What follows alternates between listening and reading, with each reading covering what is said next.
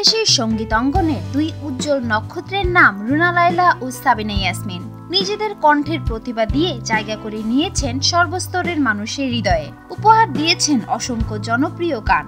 ক্যারিয়ারের বরাবরই আলোচিত এই তারকারা সমালোচিত হয়েছেন ব্যক্তিগত কারণে। তিনবার করে বিয়ের পিঁড়িতে বসেছেন এই দুই তারকা। প্রথমে আসা যাক রুনা লায়লার কথায়। উপমহাদেশের প্রখ্যাত কণ্ঠশিল্পী রুনা লায়লা এ পর্যন্ত 3 বার বিয়ের পিঁড়িতে বসেছেন। তার প্রথম বিয়ে হয় খাজা জাভেদ কায়সারের সঙ্গে। সেই বিয়ে না টিকলে রুনা লায়লা দ্বিতীয়বার বিয়ে করেন সুইজারল্যান্ডের নাগরিক রন ড্যানিয়েলকে, কিন্তু সেই বিয়ে রুনা লায়লার স্থায়ী হয়নি। এরপর সর্বশেষ চিত্রনায়ক আলমগীরকে বিয়ে করেন রুনা লায়লা। বর্তমানে রুনা লায়লা আলমগীরের সঙ্গে সংসার করছেন।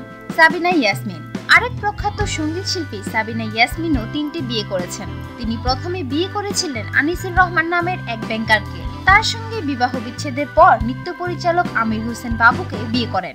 এই সংসারে তার একটি কন্যা সন্তান আছে, কিন্তু তাদেরও সেই সংসার বেশি দিন স্থায়ী হয়নি, বিবাহ বিচ্ছেদ হয়ে যায়। এরপর সাবিনা ইয়াসমিন বিয়ে করেন ওপার বাংলার জনপ্রিয় সঙ্গীত শিল্পী কবির সুমনকে। বিনোদন জগতের আরো নিত্য নতুন খবর জানতে আমাদের চ্যানেলটি সাবস্ক্রাইব করতে ভুলবেন না। লাইক, কমেন্ট, শেয়ার করে সঙ্গেই থাকুন।